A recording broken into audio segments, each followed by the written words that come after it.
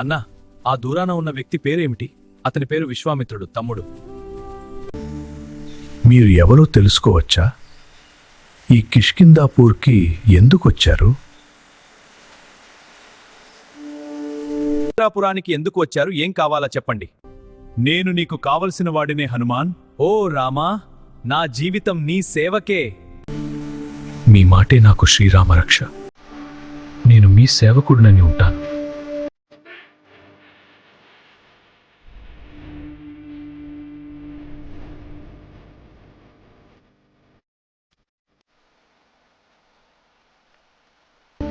హే రామ, నేను నా రాజ్యమును పోగొట్టుకున్న నా సతీమణులను మా అన్న వాలి చెరపట్టాడు.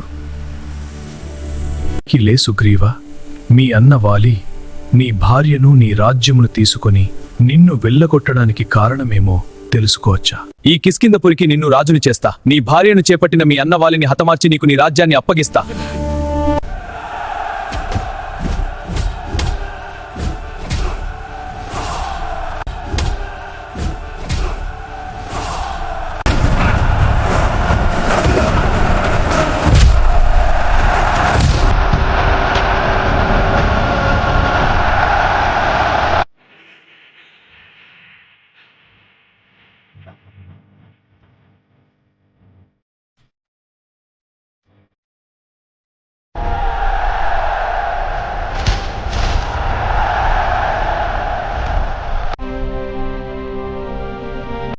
సుగ్రీవా, నీకు పట్టాభిషేకం చేస్తూ.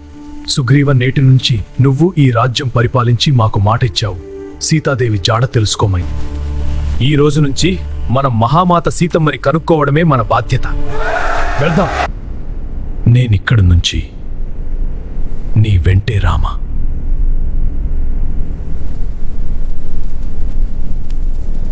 అక్కడ చూడండి స్వామి, అక్కడ ఒక పక్షి పడి ఉంది.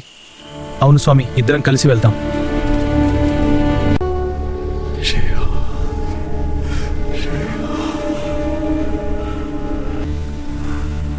శ్రీరామ సీతమ్మ తల్లిని సముద్రం అటువైపు ఉన్న లంకలో లంకాధిపతి రావణుడు తీసుకెళ్లాడు. ఈ సముద్రం అటువైపు లంక రాజ్యం ఉంది. అటువైపు వెళ్ళగలిగేవారు ఎవరు? హనుమ, నువ్వు తప్ప ఈ సముద్రాన్ని ఎవరూ దాటలేరు. స్వామి, నేను ఈ సముద్రాన్ని దాటగలనా?